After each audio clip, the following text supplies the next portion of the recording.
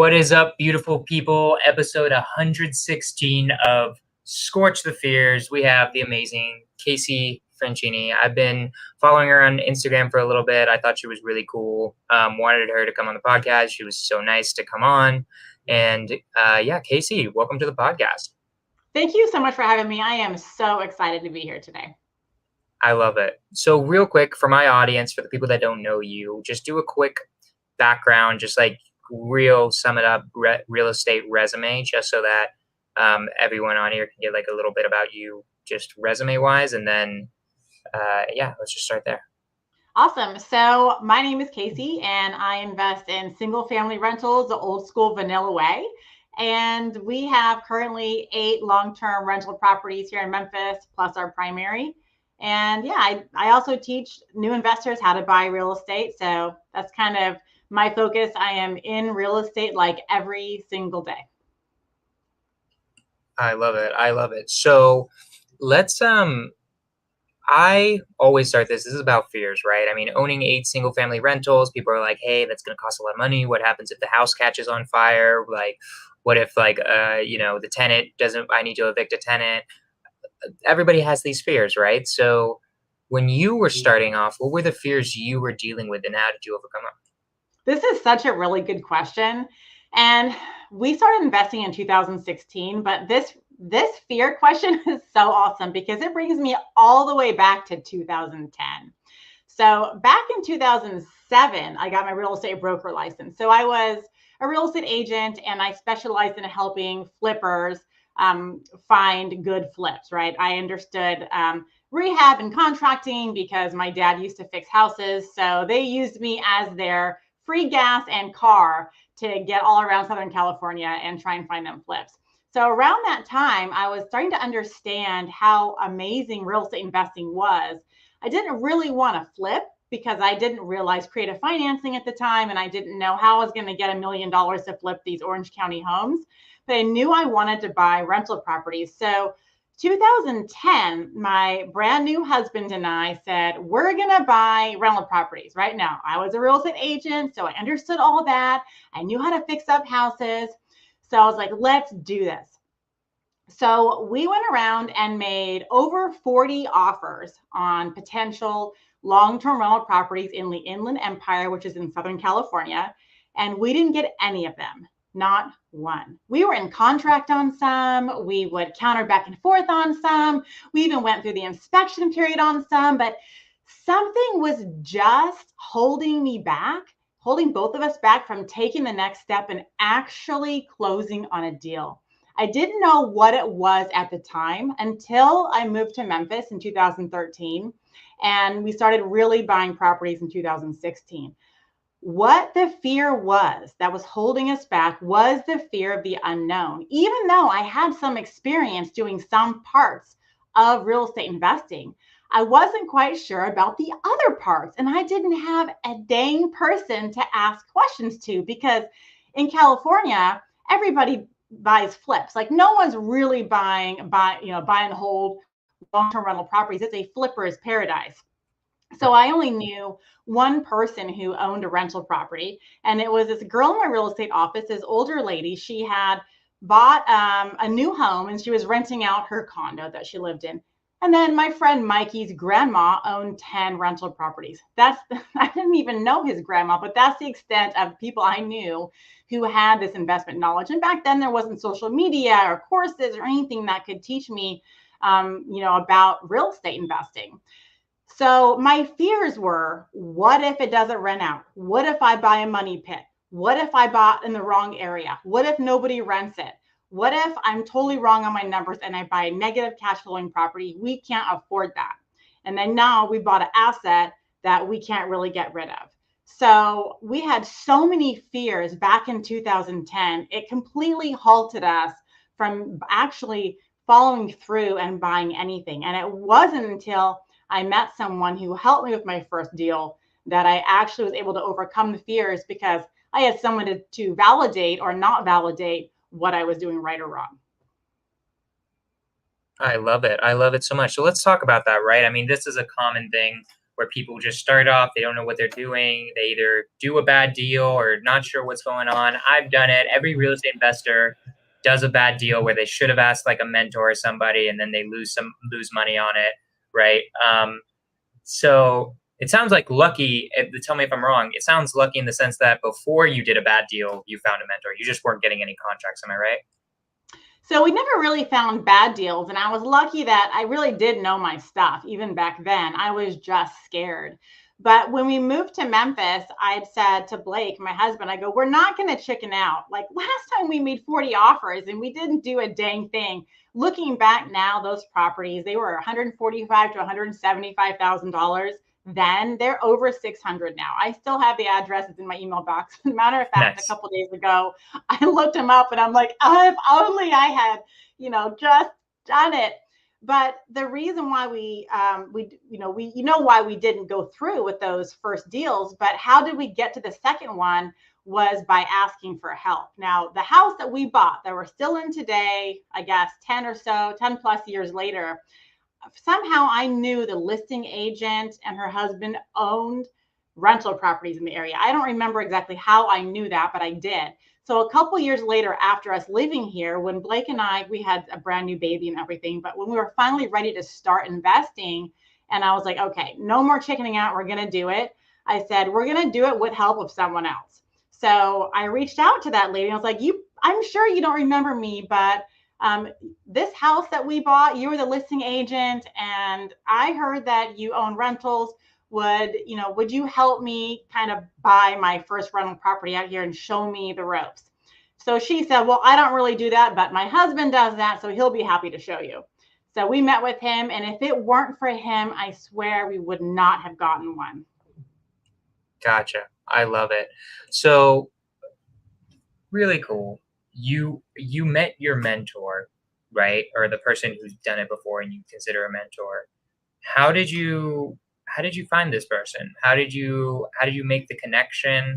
Why were they willing to teach you and take time out of their day, right? Like what made it a really good relationship?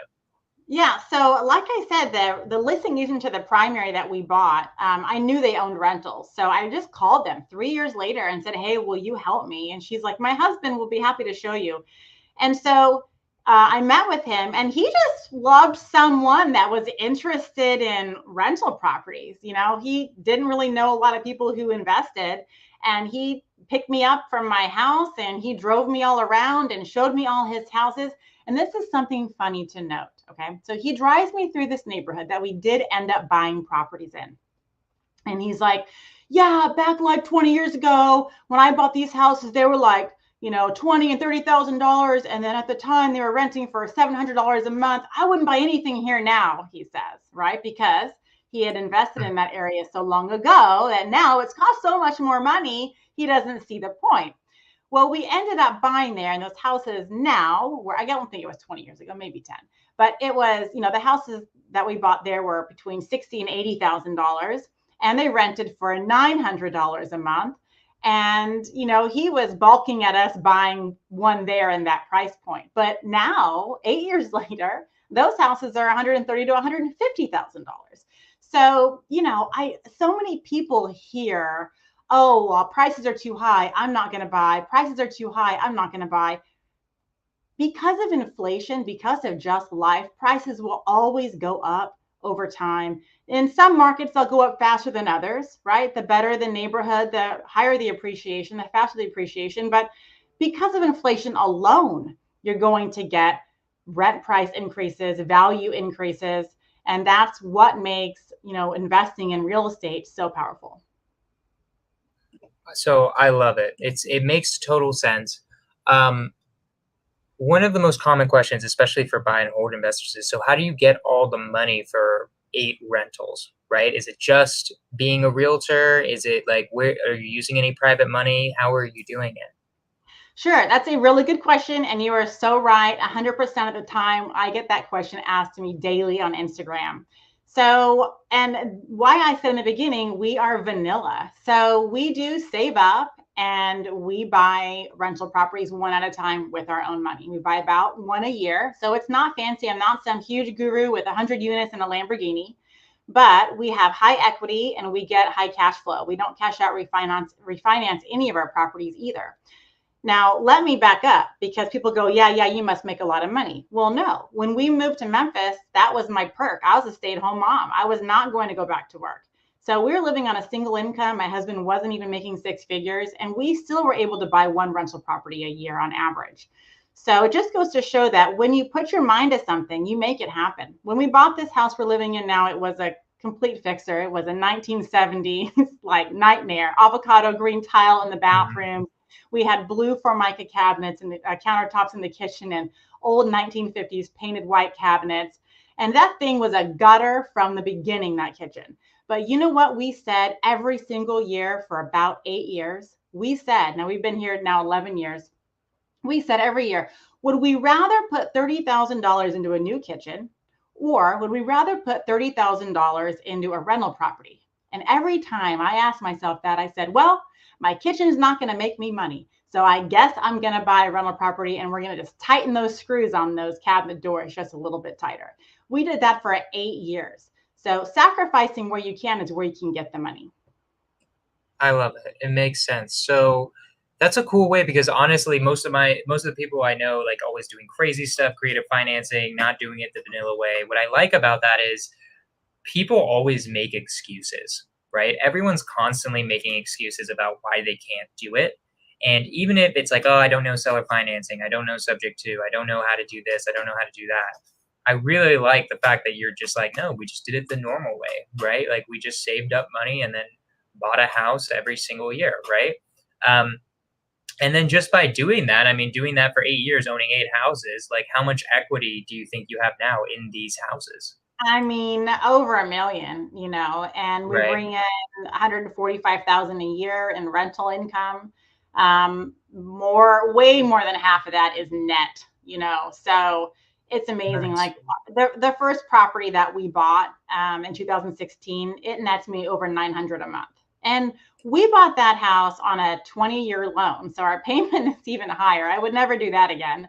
It's almost paid off. I think we only owe like $40,000 on it. We bought it for $92,500, and it rents for $1,525. And when the guy moves out, it'll probably be $1,650. So we'll have over 1,000 in cash flow from one house. So time is the secret to investing in real estate. It's not how many houses and properties and multifamilies can I get in 1 year. To me, that puts you at a very high risk point, especially if you're doing 5/1 arms and balloon payments and things that are very risky. I'm a very low risk person. My parents spent all their money, growing up. When I was growing up, they spent all their money. They did not save much, and they ended up living on. They're still alive, but they live on the equity of their home. Right? They bought some small tiny house in Mexico on the beach for really cheap, and they live on the equity from their California house.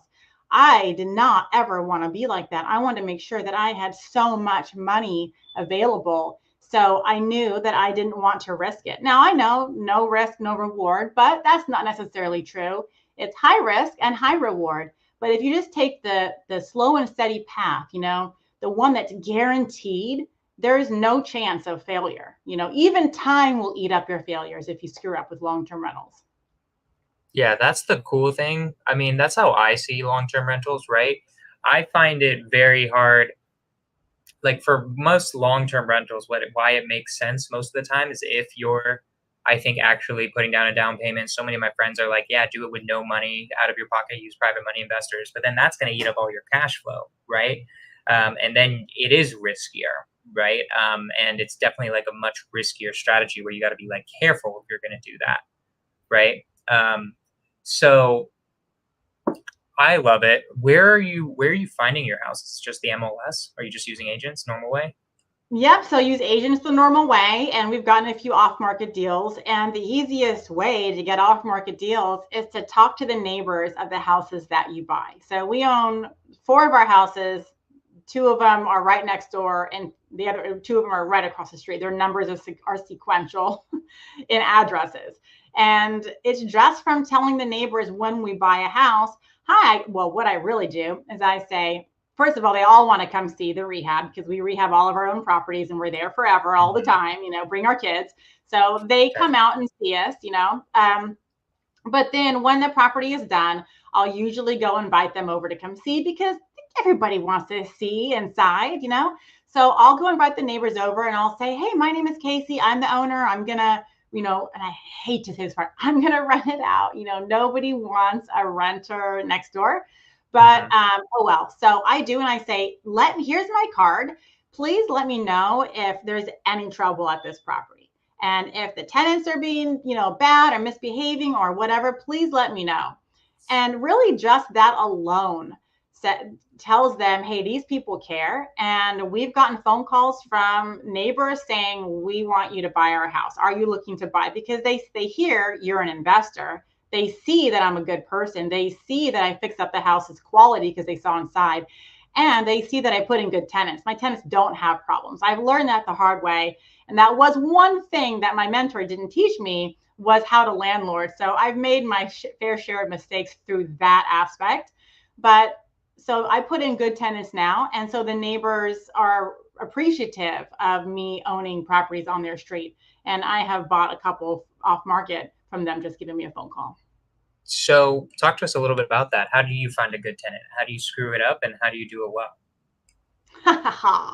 so when you find tenants, when you put one in, you have to rip your heart out and put it on the floor. That's it. Step on it, smash it, put it in a box, lock it away with a key. Because when it comes to landlording or self-managing your real estate, you have to know that it's a business. And there's so many nice people out there. And us landlords are so nice, and we want to be so giving and so understanding and so helpful. But in all the years that I've been doing this, it's never been reciprocated. Offer them to pay late with no late fee, or split payments, or, oh, you got that dog, well, that's okay. All it does is show that you're weak, and they trample and walk all over you. So the most important thing you can do is have a very strict quality of tenants. So how you have a strict standard with your tenant screening. I have a massive, I feel like, tenant screening process. I really end up only going to show properties to tenants that I already want to rent to, because I've talked to them over the phone and I've pre-screened them enough. And I'm not afraid to ask questions like, where do you work? How much do you make? I know that's an invasive question, but I'm not going to get in my car, take time out of my day to go show a property to someone who is already not qualified from the get-go. So I require tenants to absolutely make 3 times the rent. They also need to have a 2-year of employment history at the same job. The same job is preferred. I don't require it, especially if you have moved up or gotten a raise or, whatever promotion. But if you're going from Target employee to horse trainer to cleaning floors at a hospital, and you've got several jobs over a 1-year span, that tells me more about the character of the person. That tells me that they can't hold down a job. Maybe tells me that they're not reliable and they don't show up on time. Why do they have so many random different jobs? So I don't like that. I like my tenants to have a steady job, for sure 1 year, but 2 years preferred. And I really want to see a nice rental history from other landlords. And when I do call to verify, I don't call I will call the last landlord, but I will call the one before, because the current place that they're at now, they might be a terrible tenant. And the guy on the phone is going to say anything to get them out. So calling the last one is not the best practice. The best practice is to call the one before. And also definitely run a credit report. I like a higher credit score, no less than 650. And if there is something less than 650, then there needs to be somebody else on the lease that has a higher credit score, right? That's what I want to see. I don't want to see any evictions. To me, that's an automatic no. I don't care if you're freaking God. If you have an eviction, that's a middle finger for me. And I'm like, no, if you can't respect your landlord and leave when you break the rules, which is the only reason why you would get evicted, I don't want you in my house either. And I'm not a second chance landlord. So I want cream of the crop tenants. And I get that by providing a exceptional place to live, amazing communication, and a fair rent price. I like it. I like it a lot. So, what are the fears that came true? Like, there must have been some fears that you had when you were just starting out, right? not everything, I already know real estate investing, not everything is roses and sunshine. So what were some of the fears you might have had beforehand that were like, damn, this actually did happen, right? And Some like, of how did you handle it and how bad was it? some of the my biggest fear was putting in a tenant who destroyed my property and didn't pay rent, because we put in so much work into our properties ourselves. We rehab literally ourselves. Like, I was 8 months pregnant, crowbarring up hardwood floors on a renovation. So much legit blood, sweat, and tears go into these properties. I couldn't fathom someone disrespecting me and trashing it. Well, it happened. And it was before I did thorough credit reports and thorough, tenant screening. And I put in a lady and her fiance who, they made the money, but I didn't run credit. They felt good to me, like, the gut feeling. Oh, they seem fine. I put him in. Everything was fine until he moved out. She caught him cheating. She kicked him out. She begged me to let her stay because her kids were in school and they were doing well. But he was a breadwinner, and she didn't make enough. She didn't make 3 times the rent. But they had been paying rent on time, and if they were late, they paid the late fee, no problem. And so I was like, okay, fine, get your second job, see if you can make it work. It just went downhill from there. They smoked cigarettes and marijuana in the property, and they had tons of incense. They got pit bulls. And I only found out because I owned the house across the street. And I drove by that house and saw a little doggy in the window, and I knocked on the door, and she's like, oh, well, I was going to tell you about that. I'm like, sure you were. She ended up, and this is just a terrible story for all people, especially dog lovers, but she got a pit bull, then another pit bull. They had babies unbeknownst to me. But after they had finally moved out, the neighbor told me that she left those 7 little doggies in a crate outside when it froze, and they all died. OMG. Jeez. And the boyfriend that was now there, put him in a trash bag. I'm just like, oh my God. But she, when we finally kicked her out, we walked into the property, my husband and I, and we were immediately jumped on by zillions of fleas. And we ran out so freaking fast, your head would spin. So after letting them, we did what we needed to do to get rid of the fleas and the cockroaches. We had to let the property sit for 30 days so that all the flea eggs would die, that they crawl under the baseboards. She had stolen all of my appliances. She had painted my kitchen cabinets a gray color and put this sticky film stuff all over my Formica countertops. She had incense stuck in the walls. The dogs had peed. The house had white carpet before, and it came that way. I didn't put it in, but it was perfect. And it was shielding and saving the beautiful hardwood floors underneath. And I was like, okay, well, whenever the tenants, wear and tear the carpet, then we'll take it up and we'll shine up the floors. Well, the dogs had peed so much over the floors. First of all, the ammonia smell was unbearable. And my wood floors were completely ruined to the point where they weren't even refinishable. So and she backed into my garage door with her car when she was drunk. She admitted, and broke the glass security door. She says her son hit it with a basketball. Like, it was just a myriad. They cut a hole through my vinyl fence so their dogs could get between houses. I'm just like, what? So Mm. it was a nightmare, and I let it go on for way too long.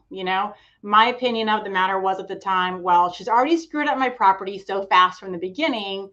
Let me just kick the can down the road because she's paying. I'm going to have to redo that anyways, whether it be now or later. So it ended up being later, and later cost me $16,000 to get the house redone. Not including missed rent, which was only 1 month because I was over it and she didn't get a lot of extra time for me. But I just said, get out, and she left, and I don't want to see her again. Right. Makes sense. I get it. So, um, now that you've dealt with it though, how bad was it in the end? It was really bad during it, but like, did it obviously didn't bankrupt you. It didn't like go make everything go crazy. It Right. didn't make the investment bad in the end because you held it for a long time, right? Like, how long have you had that house now? Oh, geez. I think since 2017 or so. Yeah, we had Right. the house. She was in there for 5 or 6 years. 5 years I played Gotcha. that game. I would say that no, it didn't kill me financially. We had plenty of money. It wasn't our first rental property. But what killed me was the gray hair that I got from constantly talking to her over those 5 years. I talked to her on the phone and through text, and she would have different phone numbers every other week. So I finally had to start talking to her on Messenger because at least that was reliable. But I had so much gray hairs and anxiety. And is she going to pay? Is she not going to pay? Do I have to offer a payment plan? It was stress. It was so stressful most of the entire time she lived there. That is what I never want to go through again. So when people can't pay or they're late, and I have a tenant now who is in some hard times, but I let him know, like, the entire month's rent, I need what I can get the first week, what you can give me. And then if it's not all paid by the 10th, you need to have moved out by the weekend. Like, that's it. And if you don't give me the full rent by the 10th and you don't move out by the weekend, it's eviction time. And he is, Right. really amazing, and he does pay. And I don't know what he's got going on with his girlfriend that lives there, but they keep the place perfectly clean. They follow all the rules. They tell me every time something's broken. That's, major little things they fix themselves. Their house is kept better than mine. So I really appreciate them, and I love them as tenants, and I will help tenants out like that, but only to an extent. When you enable people to pay late and give them too many chances, you're just hurting them. I had another mistake tenant from the beginning, and she was in my first rental property, but not my first tenant, and my first tenant there. And it was during the pandemic, and she was having a hard time paying rent, but really she was more lazy. There were plenty of jobs hiring. I lived 12 minutes from her. I gave her tons of job applications, and all she wanted was rental assistance. So I'm like, sorry, girl, no. Pay the rent, pay the late fee, borrow from your mom, but I'm not your savior. Go get a job.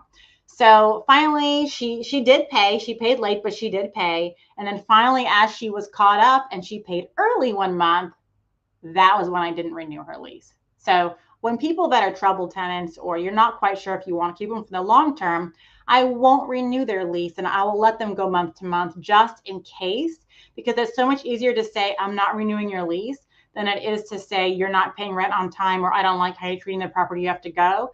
I'd rather leave on a smooth note and just say, you know what, we're not renewing your lease. We have other plans for the property, so here's your 30 or 60-day notice. So I let her go when she was Gotcha. paying on time, and she was like, why are you letting me go? And I just said, wouldn't you rather me let you go when you're up? Like, you're going to get your security deposit back. You Right. have money in the bank. Like, go find your great place. Yeah, no, totally makes sense. And then, so let's talk about social media a little bit, because you could have just been, buying these rentals 1 year at a time, keeping it to yourself, just doing whatever, right? But like, I mean, I've seen your social media. You've got all sorts of cool stuff on there. What even inspired you to do that? What's your goal with it? And yeah, why are you doing that? Well, in that 2019, so we started in 2016, so 17, so 3 years, 3 or 4 years into it, I'm like, wow, real estate is really great. Buying rental properties is really great. It's providing us a second income at home. I'm feeling validated as a mom, right? Because I get to raise my 3 kids, and I get to help bring in an income, but I don't have to trade my time for hour daily, and go to a job. So I started telling my friends about it in my mom group. Nobody wanted to hear about it. They would listen. They were curious about all the 10 stories. Oh, what did she pay? They would ask. But when I'm like, you guys can do this too. Like, not all properties are bad. It was just the one lady. Um, they didn't want to hear it. So I said, I'm going to check out social media. Now, I really hate social media. What I hate about social media is the chest pounding, the chest pumping. Like, look how great I am. Look how great I am. Like, I hate that. And not only that, Right. I don't really care about seeing my friends' toes on the beach. I don't care about their dogs or their kids really too much. And I don't care about what they had for lunch. So, and that's the kind of things that I would see on Facebook. And I didn't really have Instagram at the time, on Facebook. And I'm like, this sucks. Like, I just don't want to hear people promote themselves on social media about how great they are. It made me want to puke. So I said, I'm going to go to check out social media and see if I can help and inspire other people, because my friends don't care. I can inspire other moms and dads, or anyone really, the benefits of buying long-term rental properties and how really simple it is. Yeah, you got to get your basics and your foundations right. But once you know what to do, then it's easy street, and you can make a second income, and it can help support your retirement, and it can help with your daily expenses. And it's like having a third person live in our house. giving us rent, but not taking, giving us rent money, but not taking up any space or eating our food. So that's why I went to social media. I went to Instagram and started posting about how other people can find financial freedom through real estate because my friends didn't want to hear it. I love it. And it was just cuz like there wasn't really any other reason. You were just like, "Hey, you know what? This is cool. I'm doing this. I just want to try it out, see what happens." Um, what have been the benefits to you? Because I'm constantly telling people should do social media, right? Um, I probably do some of the pounding on my chest. I'm not gonna lie, because that's part People of the like game. it. Yeah, Yes, it's people like part of it, right? it. But I don't do it too often. Usually I'm trying to just help people more often than not. But tell me, like, how has it helped your business? Has it helped you find deals, or like, in what ways has it helped you now? So since I started social media, my sister started an online business, and her online business teaches regular people how to start their own online business. And before she did this, she was a YouTuber. And so she would tell me, Casey, I'm going to start this new program. I'm going to teach people how to start an online business. You really should too. And I'm like, but I really hate social media. I don't want to do that. And she's like, Casey, you'd be perfect for it. It'll be a way for you to make some extra money for your real estate. And, you know, like, I just know you and you'd be perfect. So I was like, all right, well, maybe I'll give it a whirl. So I started, you know, a coaching program and I made an online course, and I had never seen a course before in my life. But I stay on Instagram and I have my YouTube channel and all that now. It's been amazing. I met so many people, but I've mostly been able to help people like my friends buy their first rental property and see like a path to financial freedom and a way to get out of just the overwhelming debt. And, you know, everything's just getting so expensive. We can't just rely on our day jobs to carry us forward into retirement. We have to think outside the box nowadays. We have to invest in something, stocks, real estate, whatever it is. And real estate's a guaranteed path, like it is. So I've been able to help just hundreds of people personally, and I'm sure thousands just online with my content, understand the foundation principles to not make those same mistakes that I made, especially with my tenant choices, and how they too can find financial freedom through investing in long-term rental properties. So that's what keeps me going now on my Instagram and my YouTube channel, is that I'm just helping people. And the comments that I get and the emails that I get have been just phenomenal.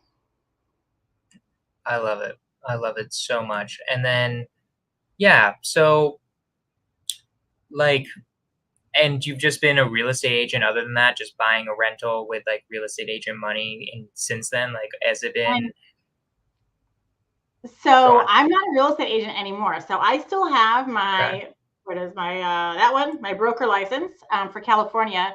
And I still keep that active and I use it to get referral fees on houses that I buy.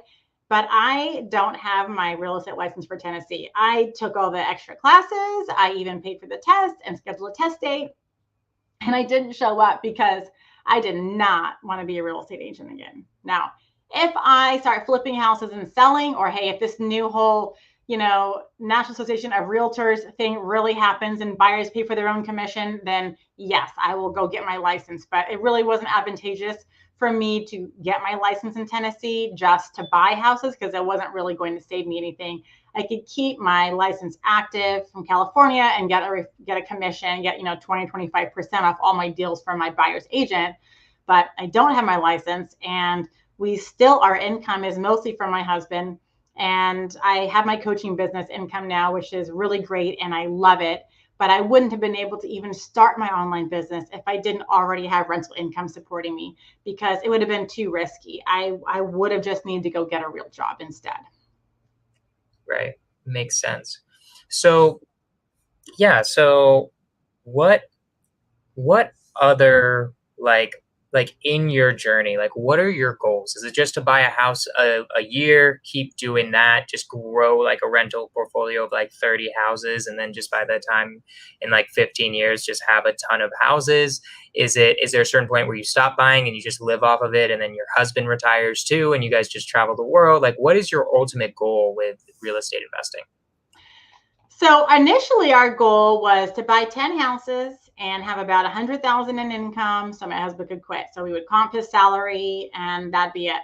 Well, we met that goal with only 6 properties. So now my next goal, after being in real estate and seeing the potential of all the other strategies and all the things, I get shiny object syndrome too. And, is it going to be RV parks next? Is it going to be self-storage next? Is it going to be short-term rentals? Really, I love the laziness of long-term rentals. So I think we'll stick to long-term rentals, and we'll probably buy several this year. We were in contract on a short-term rental lake house to also use as our vacation home. So that's why I was going to do the short-term rental. And we just fell out of that last week. And that was a huge purchase. So now that we're not going to have money going towards that, I think we're just going to buy several more long-term rentals. And I don't think we'll ever quit. I think that buying real estate is fun. It's easy. It's our hobby. It's our passion. And I think when my husband ends up not working anymore, which will be fairly soon, he loves what he does. He works with his literal best friends, 2 of them. But when he decides not to anymore, we will travel more and I'll manage remotely still. And we'll just buy more properties. I mean, I teach how to invest out of state. I don't have to invest near me and self-manage. I can easily go buy out of state. I already have the team set up and know the good realtors and PMs and already know the markets. So it's just a matter of me actually going, all right, we're not going to get the lake house.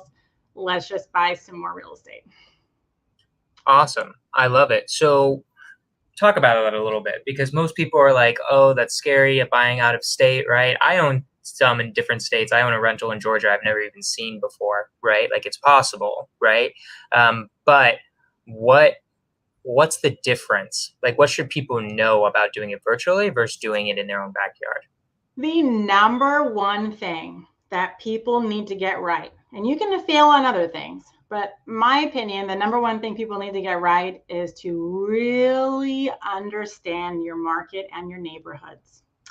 To be careful what type of property and class of neighborhood that you're buying in, because you may have expectations that will not be met in certain areas. So my opinion is let's back up. When I talk to the old white-haired real estate investors, right? What is in their portfolio today? What is in their portfolio are rentals, like houses in Nashville, okay?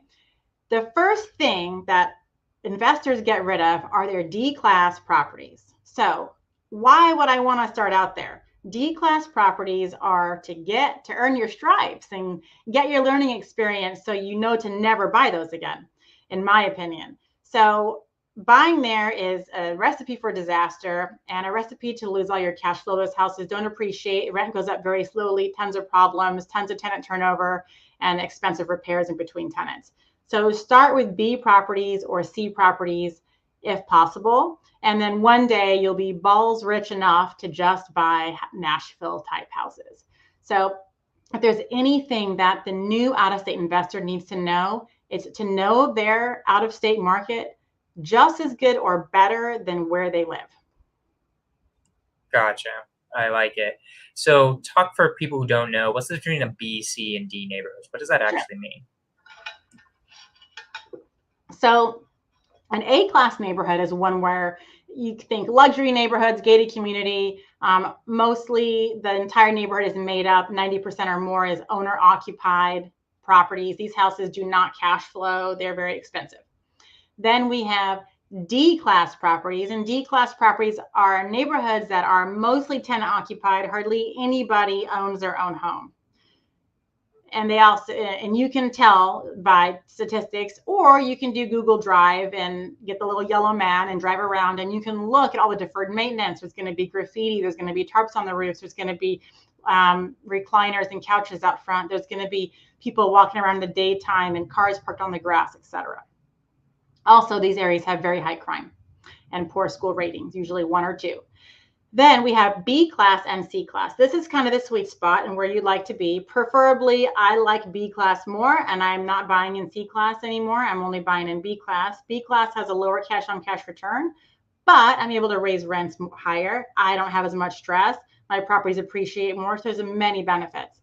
So B class properties are areas that are still mostly owner occupied, but there are some tenants there. These are great starter neighborhoods. You have a lot of pride of ownership still in the neighborhoods. And then, so there's a lot of value opportunities in these neighborhoods as well. C-class neighborhoods are where it's more 50-50 renters versus owners. These usually are like the older, depending upon the state and city. I hate to give a year of property age because it varies, but in Memphis, these are going to be the 1950s houses, and they're going to be smaller and they're going to be basic, and they may have carports. And there's going to be some crime, but it's not going to be bad. You're still going to feel safe enough to go there with your family. You just maybe wouldn't live there. You'd live there if like maybe you had to, but it wouldn't be like your first choice. Now, my B-class neighborhoods, I would live there in a heartbeat. I'd be happy to live there. And D, I wouldn't go with a bulletproof vest. So that's kind of, the A, B, C, D quick Right. breakdown. Makes sense. And like D is usually more crime, like it's like worse neighborhoods, right? Like they're going to be dealing with way worse tenants. Yeah, Yeah. it makes sense, right? Like most of mine I'd say are in like B or C. Honestly, that's usually where most rentals actually happen. A class, like you're saying, now we're dealing with like, this could be, if it's AA, it's like $1 million properties. It's like, why are we even buying here, right? Maybe short-term rental, but yeah, exactly. So we're getting in some questions. I'm going to throw them in here just because I like every once in a while throwing in questions. Hyman was just curious, like, are you buying these 5% down, 20% down? Like, he's curious how much you're putting down on properties. Sure. So lending rules have changed. And now, if you want to go conventional, you're going to be putting 25% down. You can do 20, but if you go conventional, you're going to have more points and a higher rate. So when you look at the numbers, you'd rather put the points towards your down payment than towards lender fees. So we do 25% down now on everything, and 5% would be for owner occupied. If you're going to live there in house hack, you can, but you have to make that your primary residence for 1 year. Right. Gotcha. And then so how do you get these boots on the grounds? How do you get the people that you need, property managers, everybody? How do you find these people in any market, your virtual market, your local market? How do you do that? Tons of due diligence. You have to know what questions to ask and how to vet them. I have a whole process in my program. It's like several hours long, but the short answer would be you need to get referrals. And even referrals isn't even enough, especially with contractors, because I'm sure everyone that's listening has gonna have had a contractor that was referred to them by a friend that did a great job by the friend, but did a crappy job for them. So it takes more than referrals. And especially with property management companies, they make their money in so many different ways. You need to really find out where they make their money. So I tell my students to create a spreadsheet and take a 10-year made up tenant history scenario of multiple tenants in your property and pick, this year needed X amount in repairs and this year X amount in repairs, et cetera.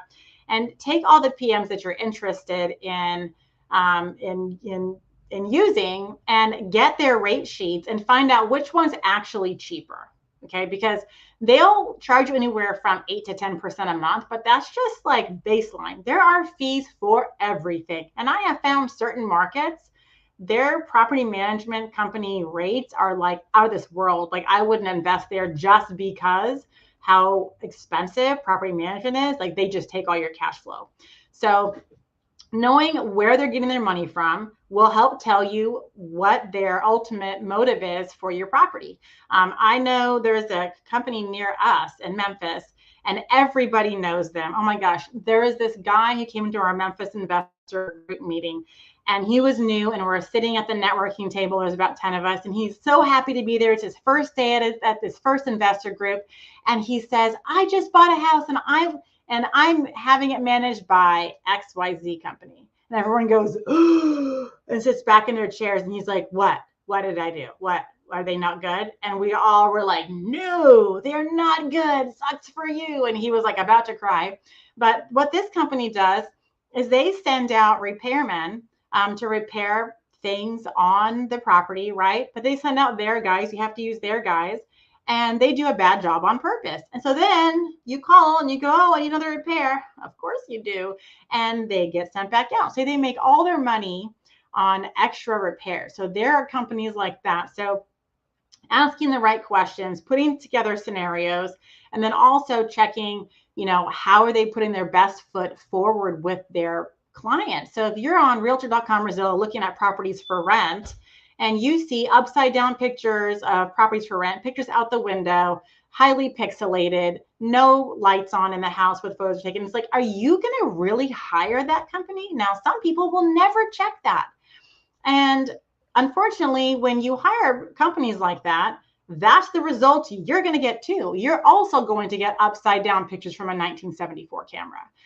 So you got to know what questions to ask, how to find the information to make the right decision, because there's honestly, even the people on bigger pockets, like anybody can put their company and advertise there. So, and I get a lot of students that say, oh, I found a bigger pockets. Well, that doesn't mean they're golden. Like, you still have to do their research, because anybody can post there. Anybody can pay for advertising and be in their yellow pages, But a lot of due diligence, checking prices and checking communication and checking their, quote, best foot forward. How are they presenting properties for rent?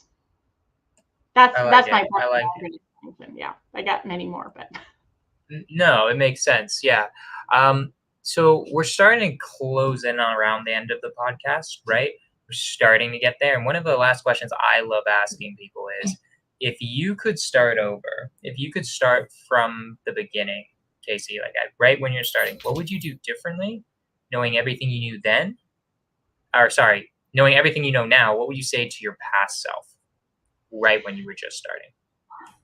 I would have talked to me back in 2010 when we made all those 40 offers on California houses. And I would have said, just go for it, because you know what, you know enough. And even if then I didn't have a mentor or even know that existed, because it didn't exist at the time that I was aware of, I knew enough. And you're never going to know everything. I talk to people that are in analysis paralysis for years and never jump in and buy. And look at all the time that has wasted, all of the equity that they don't have, all the cash flow that they don't have. So if you know enough to get started, and if you're listening to this podcast, there is no excuse. Now you know there are people that can help you. So get someone to help you make the right decision, so you don't make huge mistakes and you don't set yourself 10 years back. I know people that have bought properties and they had to foreclose on them during the last market crash of 2008, and they're barely recovering. Don't let that be you. So it's not worth it. Time is short. Life is short. Make your decisions and make them quick. One thing that I've heard is that all the billionaires out there, the one thing they have in common is that they make quick decisions. They don't mull them over for weeks, months, and years. So make a quick decision and just get going with it and get started. You won't know it all. You never will. Right. I got it. I love it. Casey, where can people find you? What's the program that you're talking about? Who's the right person to do the program? Talk to us a little bit about that. Sure. So you can find me on my website, brickbybrickwealth.com. And my two socials that I'm most active on are Instagram, brickbybrickwealth, as well as YouTube, brickbybrickwealth. And if anyone's interested in learning more about my coaching program, it's called Success with Rental Properties, SWRP. You can email me, casey@brickbybrickwealth.com, and I'll send you some info about it, video to watch, and see if it's right for you. But it's for new real estate investors looking for hand-holding and help through the first experience, their first rental property experience. It's a great program, a lot of high touch from me, so you get to see me all the time, and get your rental in the next couple months. Get it done. I love it. And then where do you buy? Is it just Memphis, or is there any other cities? That's Memphis for now. Like I said, we were going to buy this out-of-state lake house, which didn't come to fruition last week. So I don't want too many more houses in Memphis. Politics are a thing. I can see rent control coming down the line. So I don't want to put all my eggs in one basket. We might buy a couple more here, but we'll be utilizing my out-of-state market knowledge to start investing in some other markets. Plus, I won't have to manage, so it'll be a little stress reliever. I love it. I love it so much. Well, Casey, thank you so much. I appreciate you. Do you have any last words before I end this thing? I just want to say thanks for having me on, and for everyone that's listening to this podcast. Fears are a part of everyday life. Everybody has fears all the time. I mean, even Elon Musk has fears. Okay, so the best thing you can do is to push yourself through the fear is to take action and going through it. There's no going around, there's no going over. You go through the fear. Do the action that you're afraid of, and then you won't be afraid of it anymore. I love it. I love it so much. Casey, thank you so much. Guys, we'll be on, I think we'll be at our regular time, 6 p.m. next week. MST, the week after that, I'm going to be at a wedding, but I appreciate all of you guys so much. Casey, you were amazing. That is Skorch the Fears, episode 116. Let's freaking go.